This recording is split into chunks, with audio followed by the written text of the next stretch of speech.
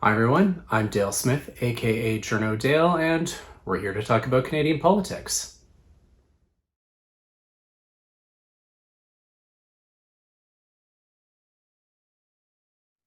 All right, we're here this week with Taylor Owen, who's the director of the Center for Media, Technology, and Democracy at McGill University. And I figured we would talk about the bill formerly known as C-18, being as it is now passed into royal assent. Absolutely everybody, including its proponents, have explained this terribly and are using words like link tax, even though it's not, things like that. So I thought I would get Taylor to help us demystify what it is we're really talking about here. Taylor, why don't we start? What is the overall aim of this legislation? Okay, I'm not sure I can explain it any better than than anybody else has here, but let me give it a shot. I mean, I think starting with the overall aim, I think is really important because there is a kind of underlying, I think, approach that it articulates, which is there is a real power imbalance between the companies that control both the distribution and the ad monetization of journalism. So generally, that's Meta and Google, who for 10 to 15 years have largely absorbed some of the core capacities that publishers once had: control of their audience, control of distribution, and control of ad revenue. Those have now been centralized in two large companies, which has created this real imbalance of power, both over the ability to raise revenue and ad rates and the ability to control the distribution and the way in which content is seen by users and by Canadian citizens in this case. And the end result of that has been one of the results of that has been just the cratering of the revenue sources for journalism, which is part of the problem the industry of journalism is facing. Yes. There's many, but that is one of them. And so in that vacuum, a number of things have happened, one of which is some publishers have received some funding deals from some platforms. These are in the form of sometimes content agreements, they are licensing agreements, they could be fellowship agreements and funding of journalistic positions that both Meta and Google have done with some publishers, with a select group of publishers, under terms of which are not open to the public. So that's my kind of starting line for where we enter a bill like this, which essentially says there is some responsibility of publishers or platforms, to fund journalism, but it should be done in a way that is more transparent and more accountable and more equitably distributed across the journalistic landscape. And this is one way of doing that. There are multiple ways you could do it, but this is one. Yeah. I think what it's trying to do, there's a power imbalance, there is money flowing, and there's a problem facing journalism, and it's trying to sort of rearrange those pillars. And we can talk about how it does that, but that's the goal, I think.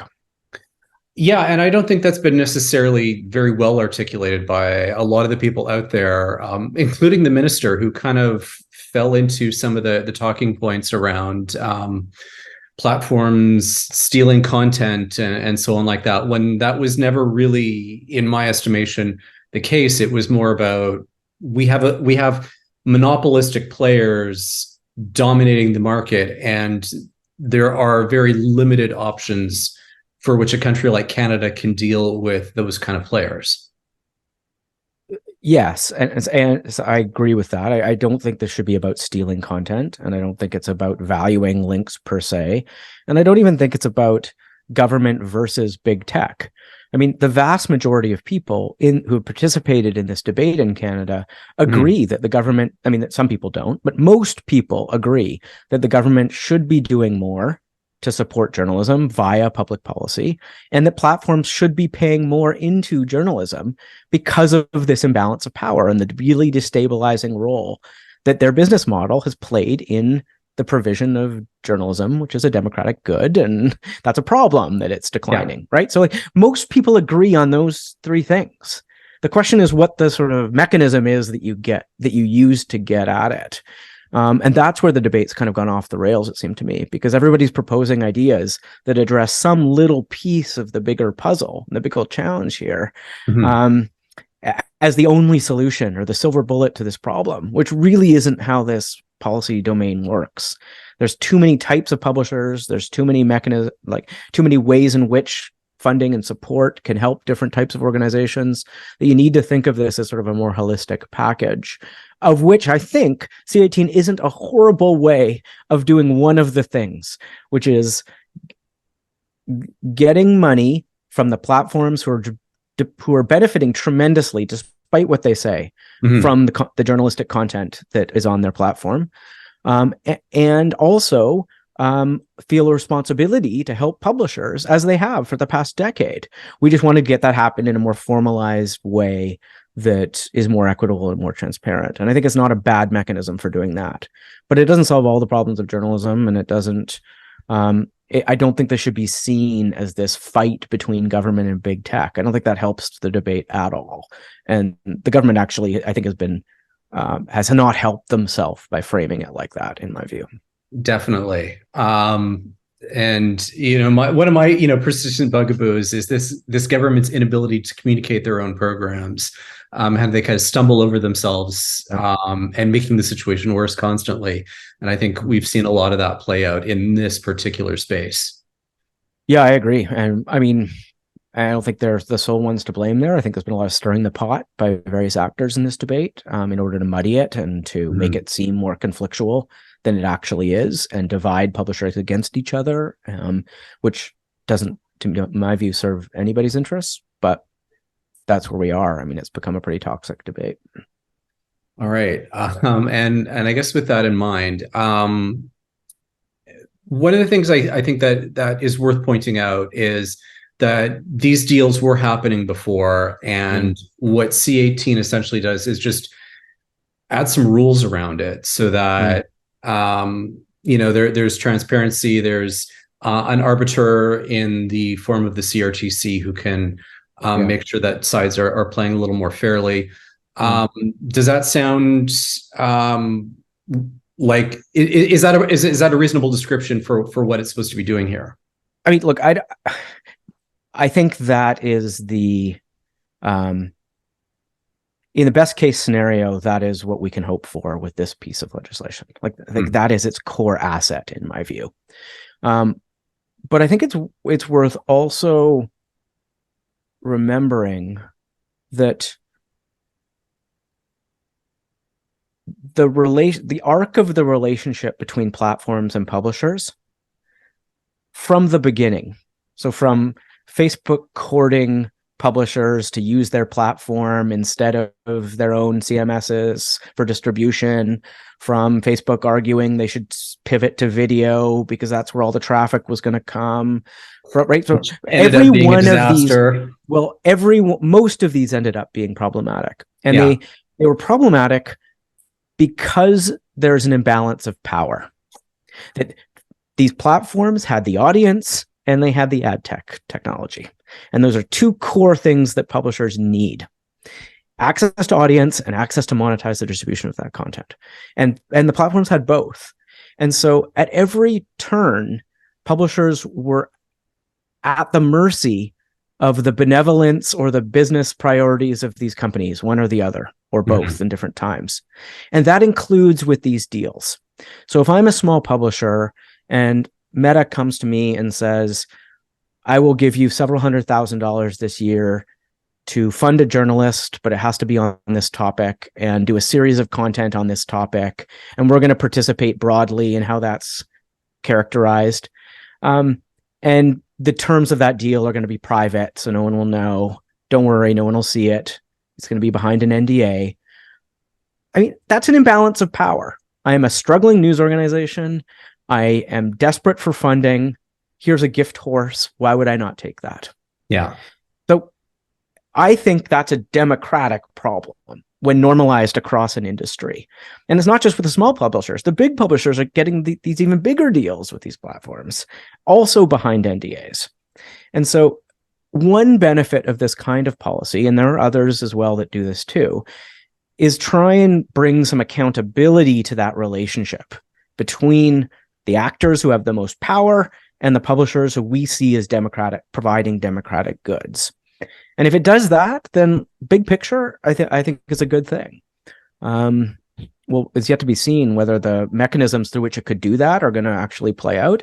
But that's another thing that's actually worth flagging, is that in Australia, it was a much cruder mechanism where there was not transparency provisions. There were not detailed exemption criteria that ensured that those deals were equitable and diverse and spread across different sizes of players, right? So there has been substantial improvements in the Canadian model, in my view, over the Australian one, which is part of why I think the platforms are so concerned about the Canadian one, because you now have half a dozen other countries looking not to the Australian model, but to the Canadian one as being an improvement and something they will model in their own legislation. And that starts to become a much bigger sort of commercial liability or challenge for the companies. And so there's a bit of sort of a beachhead moment, I think, happening in Canada where they're fighting it aggressively, not because of Canada, but because of precedent setting globally.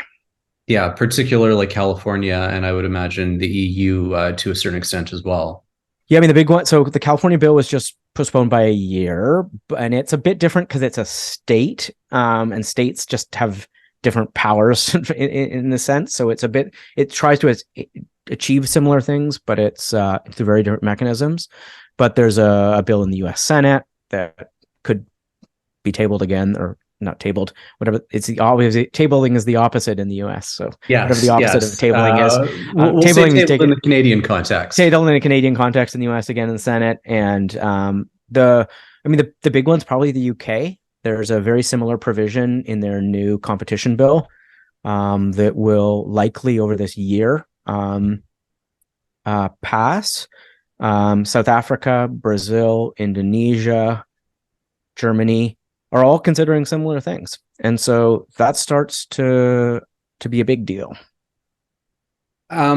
Is it so much I hear them use the phrase uncapped commercial liability, even though I don't think the market in Canada is big enough for that to be as big of a deal. But is it less the money involved than it is so much the issue of transparency in your estimation?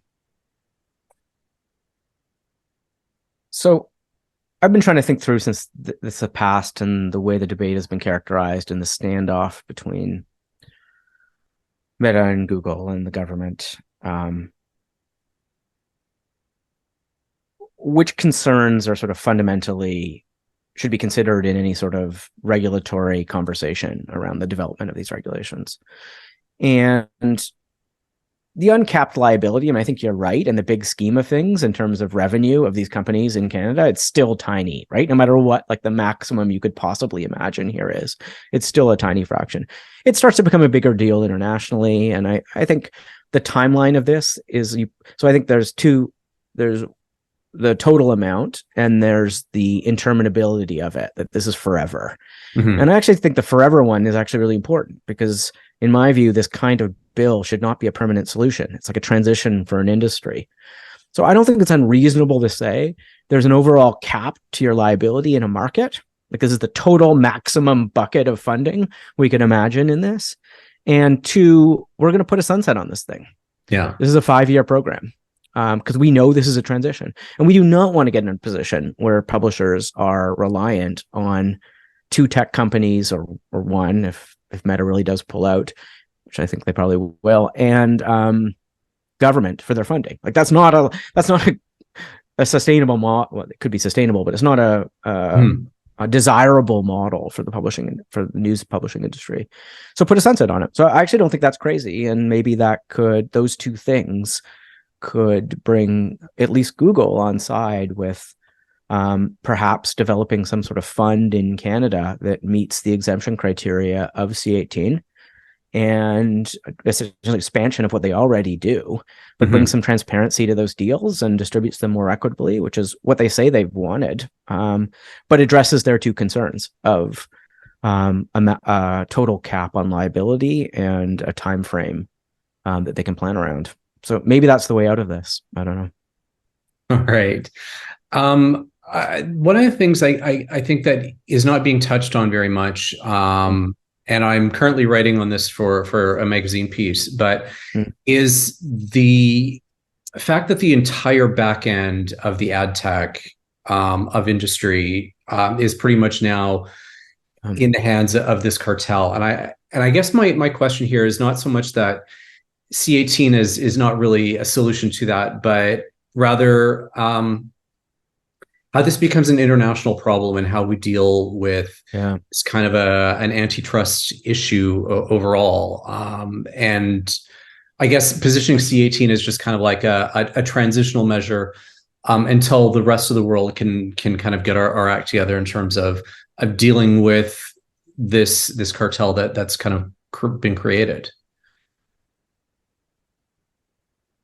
If that makes sense. No, it absolutely does. And other jurisdictions are moving ahead much more aggressively than we are on the formal competition or anti-competitive behavior elements of the digital ad market. And I think we need to ask why. Why are we using C18 here as a lever to get at a competition issue in the ad tech market and in the sort of platform market more generally, as opposed to our competition bureau? And the reason is ours has no power. So not just no power over these companies, but just no power at all. I mean, we have a very weak competition authority compared to most other peer countries, particularly the US and the UK and Germany.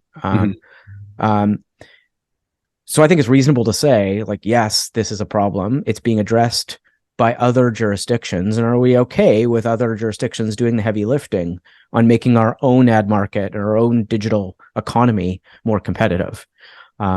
I don't think that is okay. I think we should be empowering our competition authority and our privacy commissioner to do these kinds of investigations into these companies, into market abuses of these companies and data abuses on the privacy side, with real authority and power in the way that's happening in the US and Germany and the UK.